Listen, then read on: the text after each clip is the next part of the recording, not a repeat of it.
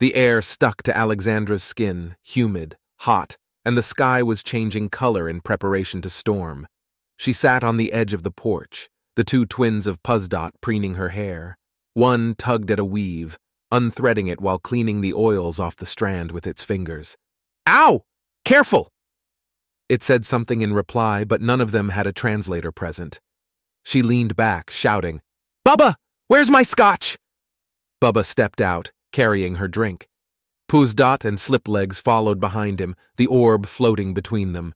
He looked over at Puzdot as he sat the glass down beside her. "So you think they'll all come?" Puzdot replied, the orb translating. "Mother Darkness has made offer of your gifts to them. She sent the girls with food to ease the message. If they have intelligence, they will come." Alexandra raised up her glass and took a long sip, wiggling her head as the twins worked on her. "We have enough here already." Bubba laughed, shaking his head. "We hurt these people. It's their swamp." She swirled the glass, resting it on her thigh as she looked out at the massive trees swaying gently in the wind. "They're not people, and we live here." She turned her face toward him. "This is my home, Bubba." Puzdot bowed toward her, his eyes turning dark. "We do not wish to impose Mother Alexandra. They will not be in your home. They will meet above in the branches."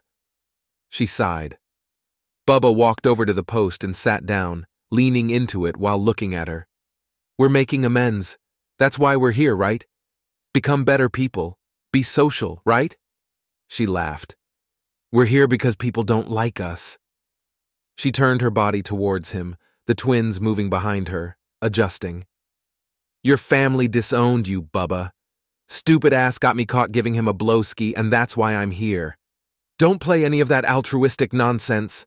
She pointed at him, staring.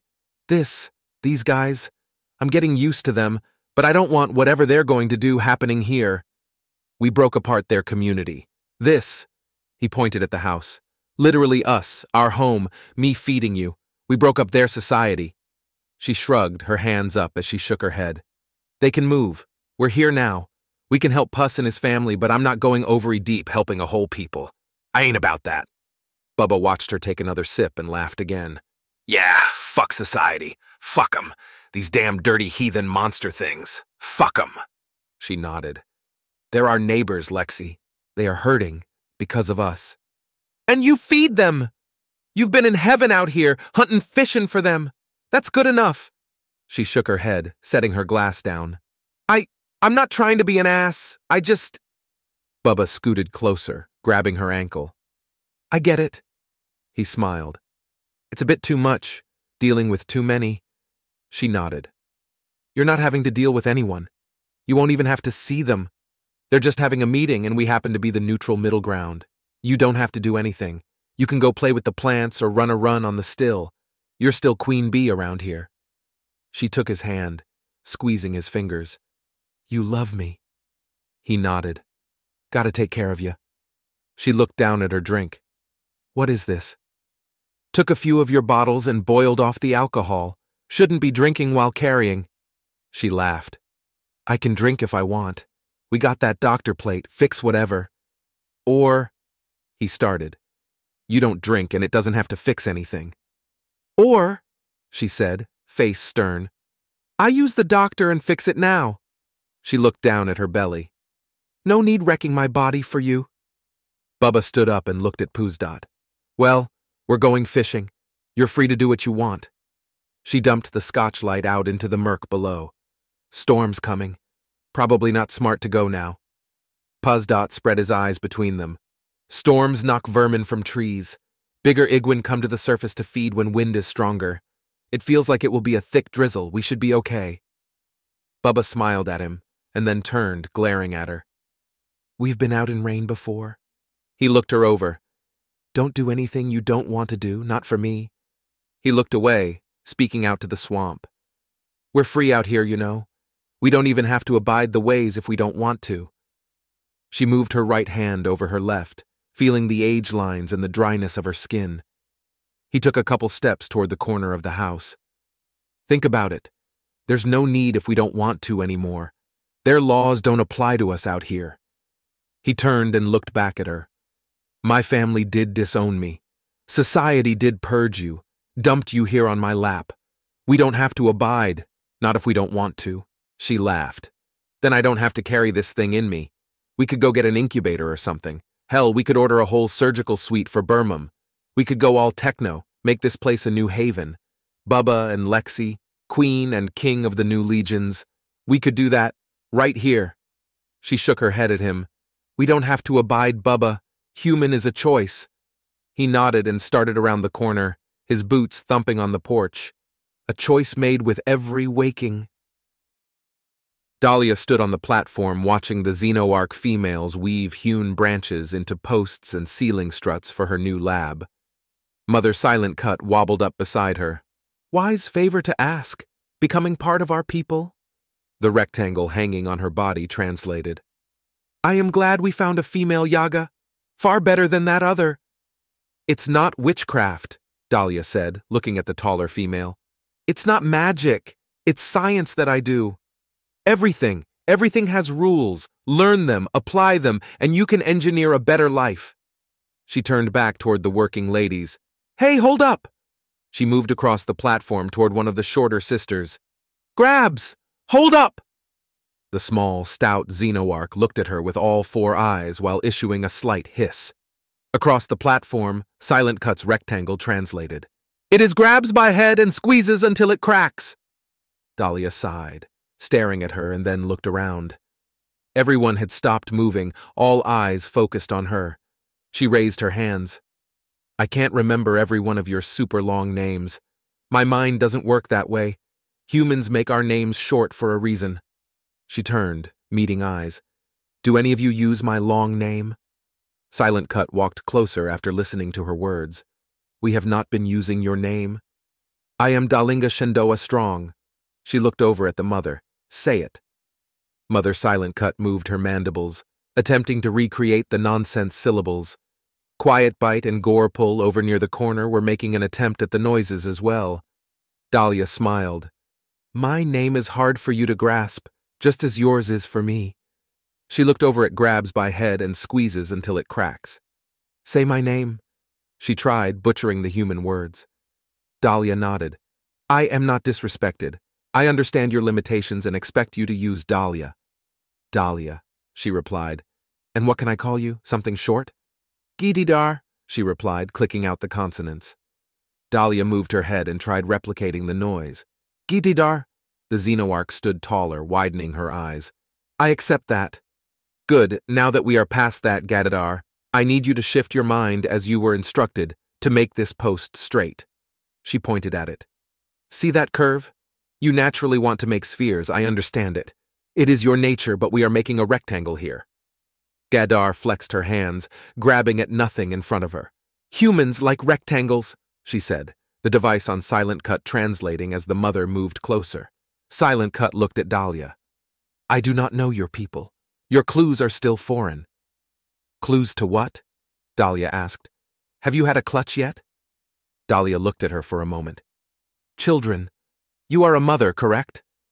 Dahlia shook her head, pausing as she thought for a moment. No, but maybe, she laughed. Depends if you count experiments. Your science magic you tell me of? Dahlia nodded. Silent Cut motioned back toward where they were standing. Can you tell me some of these forces that are fundamental to know? Dahlia walked back with her, her mind already racing on what and how to explain. They stopped at the edge of the branch and Dahlia started, an idea complete in her mind. Well, I guess, humans started with learning about space. Silent Cut listened to the translation and moved her hands wide. Space? Dahlia nodded and then looked up, pointing at the red sky above. The lights in the night. Stars. Stars. Silent Cut repeated. We mapped movements in the heavens and used them to track time. That helped us track weather like this storm rolling in, which helped us understand when to plant crops and harvest food. Knowledge builds on knowledge and helps us build new and better tools. She turned, looking out at her future lab. How long have your people been living in woven spheres? Silent Cut thought for a moment. A story my mother told me says that we were born in spheres, and that is why we build them. Have you ever thought to live in any other shapes? No, she chittered. No shape is as good. Why aren't they as good? We were born in the sphere. It is what we live in. Dahlia raised a finger up. Have you tried other shapes? Hexagons, pentagons, triangles, ovals, maybe? Silent Cut darkened her eyes toward her. My point is, once you start asking questions, you can test things. Right now, we are testing to see if your construction method will support a room fit for a human. If not, I'll have to figure out something else, less native. If so, then this will be suffice. Either way, we will learn something. Shishi met the mother's eyes.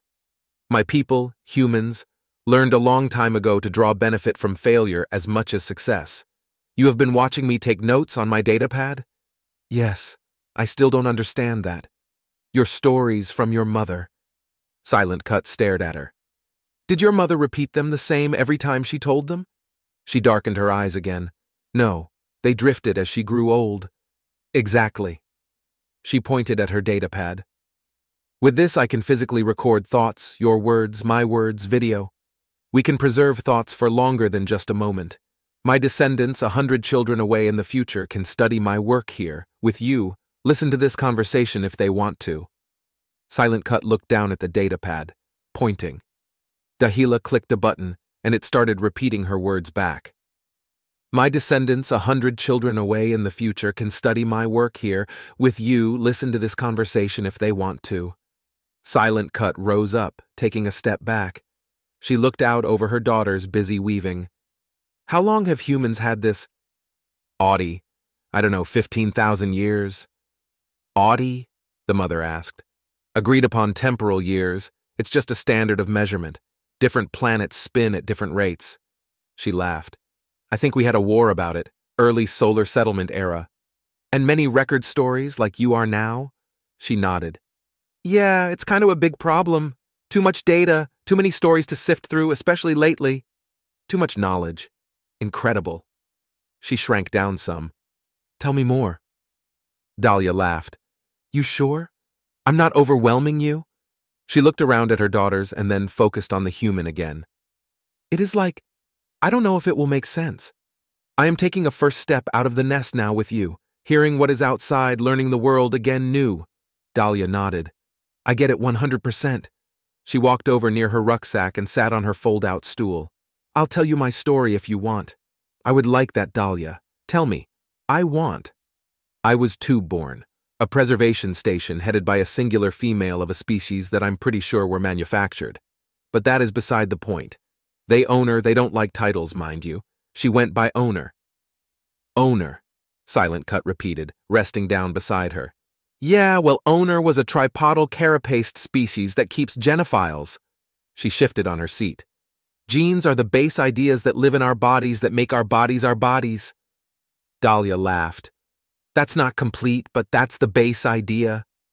Ideas in our bodies? Yeah. You know how some of your daughters resemble you more and some look like their dads? Silent Cut looked over at grabs by head and squeezes until it cracks. Yes? Well, that is due to the ideas, genes in your body. They mix with the male's genes, and that mix makes the child. And the owner keeps these ideas? Dahlia nodded. It's what they do. They have logs upon logs of them. And you were born there? Dahlia smiled. Yes and no. The owner had a copy of the genes idea, that is me.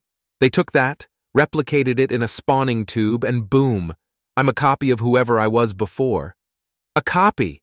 You're not real? Dahlia put her hands up slightly.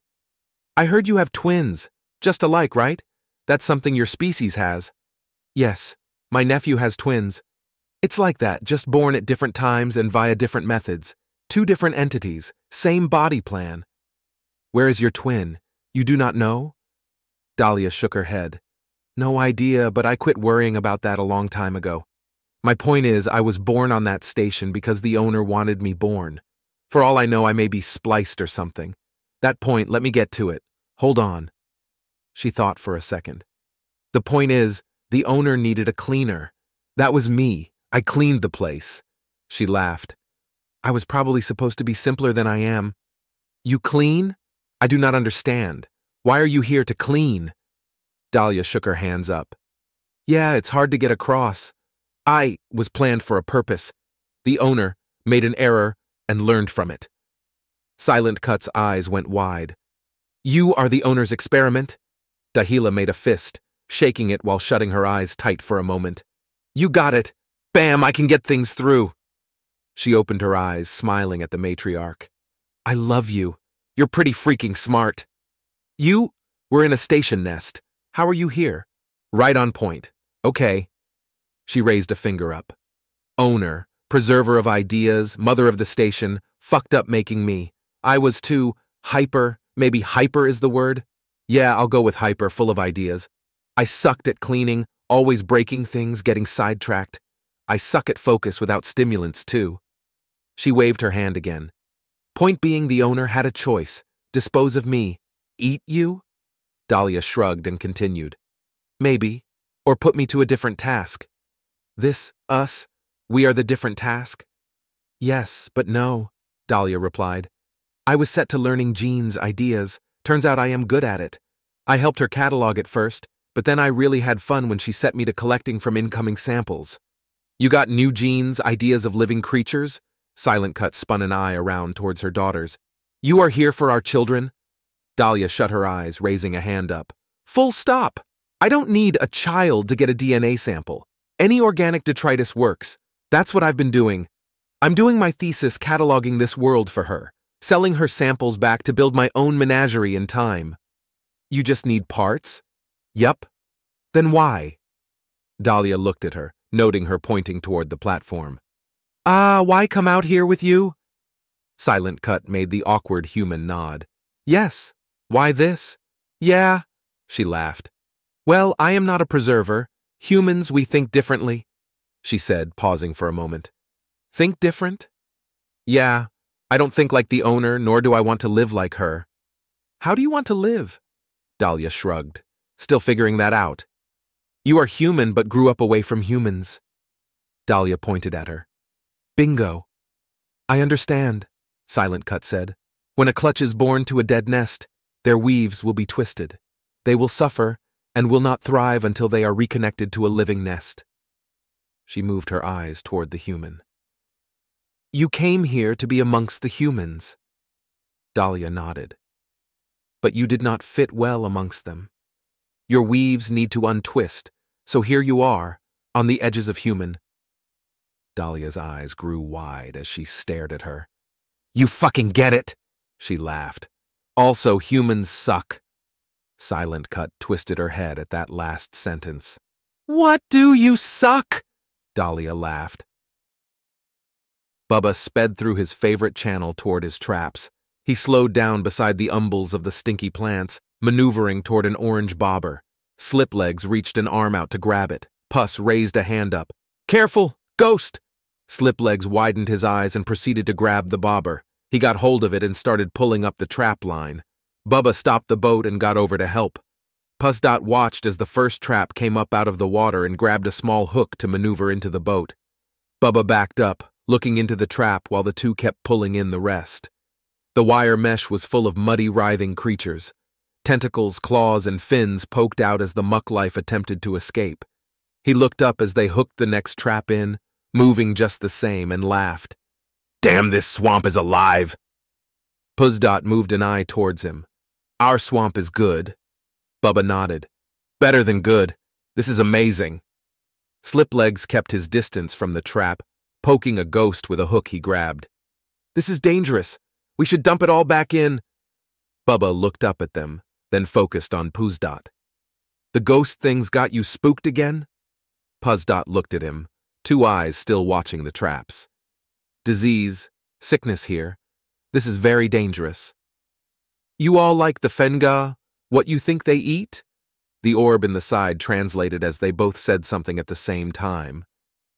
Us. Bubba shook his head, looking down at the traps. Nah, these bugs. I've been eating these ones here since I started building the house. Delicious, proper cooked. He looked up at them. Need to test whether they do the same to you like the ghost. Don't want you laid out, but yeah. He looked back down. Could make some sausage, harvest some seasonings from Lexi. I got some mushrooms growing tucked in the rafters. We could do a good boil. You guys are going to love it. He pointed out at the other floating bobbers. Let's get the rest of these in. We'll get back, run some tests, and do a boil. It's going to blow your mind. Poosdot and Sliplegs each moved an eye toward each other, then looked out at the bobbers. The females strung enough leaves and branches into their weaves to block the incoming storm as it started to drizzle. Dahlia smiled, standing proud as she looked out over the black water below. Gorpal stepped up beside her, looking out. What are you seeing?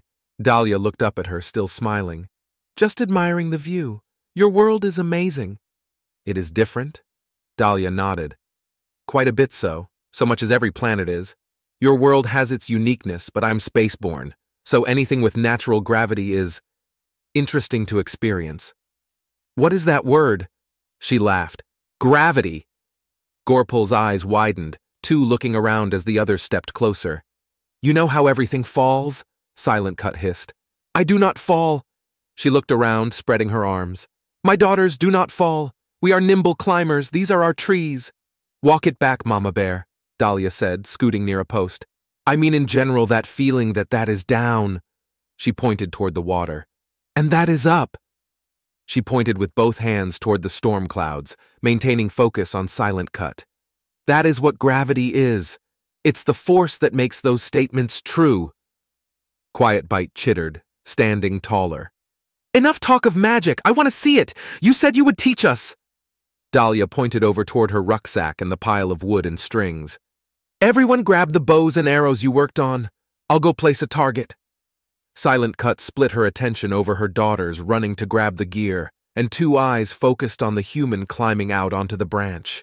Gorpal walked up beside her mother, whispering, They move so stupid. Silent Cut widened her eyes. I've never seen any creature so inept at basic movement. It's like they don't exist on anything other than flat. She maneuvered her eyes, scanning Dahlia as she made it to a far tree and hung a loop of sticks and strands. You feel her? Yes, Gorpal said, feeling the branch with one of her feet. She hasn't fallen yet. There, she's coming back. Dahlia reached out, grabbing the post, swinging back onto the platform. All right, I hung the target out there. I want you to do as we practiced. Draw your arrow, pull back, and let them loose toward the target. Silent Cut looked out at the target and her daughters trying to align the arrows. I don't understand. What are you trying to do? Dahlia looked at her for a moment and then pointed out at the target. Shoot an arrow. See if any of you can hit the target. Pretty simple. Gorpal managed the bow in her upper arms and set the arrow in with her bottom arms. She let loose, firing an arrow deep into the woods far from the target. Dahlia patted her on the shoulder. Nice. Good distance. Just gotta work on that aim. She pointed. More that way. Dahlia looked around as the others started firing. Arrows launched out in numerous directions. She stood for a moment. Load up again. Try another volley of arrows. She watched the females notch, draw, and launch. Their arrows again flew off in a multitude of directions, far from hitting the target. She walked over to Quiet Bite, reaching out. Mind if I try it? Quiet Bite handed hers over, while the other females continued launching arrows out into the storm. Dahlia notched her arrow, raised up, drew back, shut an eye, and launched an arrow, hitting the target in the side, sending it swinging. She lowered the bow, smiling to herself. Like that, she said, handing it back to Quiet Bite. Quiet Bite looked out at the swinging target, drew, and launched, missing it completely. She turned three eyes back toward Dahlia. Dahlia thought for a moment, and then took several steps across the platform. Quiet Bite, toss me the bow. The female Xenoarch looked at her for a moment. You want me to toss it to you? She pivoted an eye towards Silent Cut. Silent Cut widened her eyes at her. Okay, here it comes. Dahlia held out her hands and watched as Quiet Bite threw the bow several feet to her left. I think I'm starting to realize something. She walked back across, standing beside Silent Cut.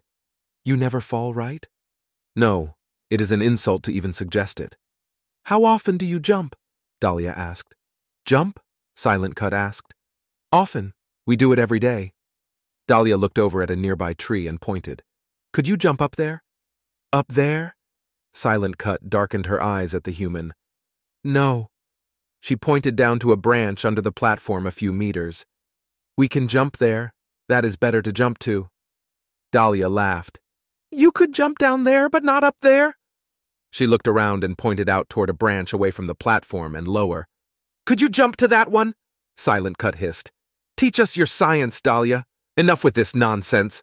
Dahlia raised a hand and looked around at the females, noting the numerous eyes looking at her. I will reiterate. Science is done through observation, logic, and testing. Right now, I am figuring something out about your species that I didn't even think to consider. She looked over at Gadadar. Gadadar, do you hunt? The smaller female stepped closer to the human. I am an exceptional hunter. How close do you have to get to catch prey? Depends. Weave or without? Without, Dahlia said. I catch it, with my hands. Quick, ferocious. Dahlia nodded. Exactly. You ladies don't throw things to knock down things, do you? You put strings out, feel the prey, catch it in those strings or in your hands, right? Silent Cut looked around, then focused on the human. Yes, of course. Dahlia groaned and pointed out at the now still target. Can you all even see the target over there? Gorpal looked back out down the branch. No, it quit moving. Dahlia shook her head and walked over to her rucksack. She sat down beside it and looked across the platform. Silent Cut stepped over toward her. Why are you stopping? You are to teach us, her translator said after interpreting her hisses and tones.